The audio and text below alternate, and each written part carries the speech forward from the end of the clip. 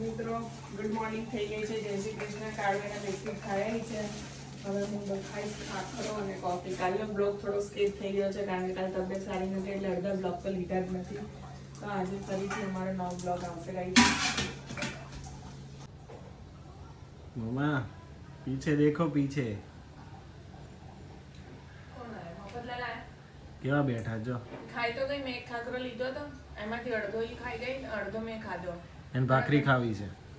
ભાખરી નહીં બનતી ને 2 દિવસથી કોઈ તબિયત સારી નહીં એટલે. જો પણ રાહ જોઈ ને कुछ तो दे मेरे को कुछ तो दे એવું કહે છે. બિસ્કિટ ખાધા એના બેટા અહીંયા આપું.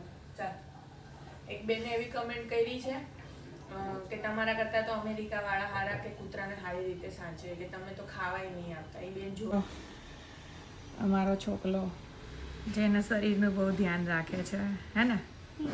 હા ને નવા કપડાં આવ્યા નથી કે પહેરી નહીં લીધા. જો આજે સેટરડે ને છુટ્ટી હોય ને એટલે આવું બધું કર્યા કરે બેઠો બેઠો. જો હા છોકરીઓ કરતા તો તું વધારે ફેશન કરેશ.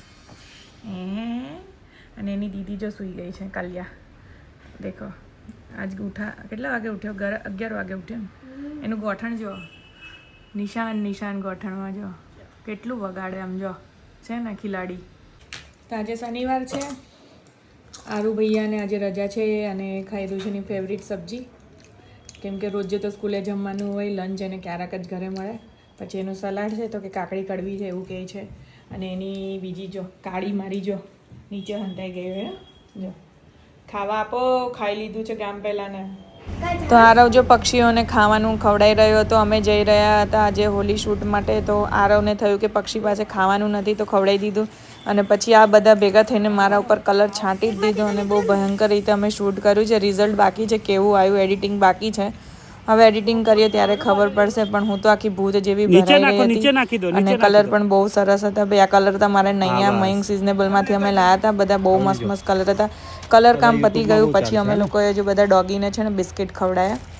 અમુક ડોગીઓથી મને ડર લાગતો હતો કેમ કે મારા ઘરે ડોગી છે પણ મને સ્ટ્રીટ ડોગથી વધારે બીક લાગે છે. તો પણ મેં બીતા આ ડોગીઓને બિસ્કિટ ખવડાવી દીધા ગાઈઝ. અને અમુક કૂતરા તો પાછળ બેઠેલા હતા કેમ કે એ આપણીથી બીતા હતા. પછી ફટાફટ નાહી ધોઈને ઘરે આવીને અમે લોકોએ મેથીની ભાજી અને ભાખરી બનાવી નાખી. આરું કે હું ભાજી નહીં ખાઉં તો પછી એના માટે મેં ચા બનાવી નાખી અને પાપડ શેકી નાખ્યા. અને અમે બધા બેસી ગયા જમવા માટે. જો આરુભાઈ જો માખણ લીધું, પછી ચા દૂધ લીધું છે. મેથી આપી હતી પરાણે તો એ લીધી જ છે. બાય. આજનો અમારો દિવસ બહુ બિઝી રહ્યો. તમને અમારો આ બ્લોગ કેવો લાગ્યો કમેન્ટ સેક્શન જરૂરથી કરજો અને અમારી ચેનલને શક્કરપારા કરજો. Okay bye. કલ ફિર મિલેંગે.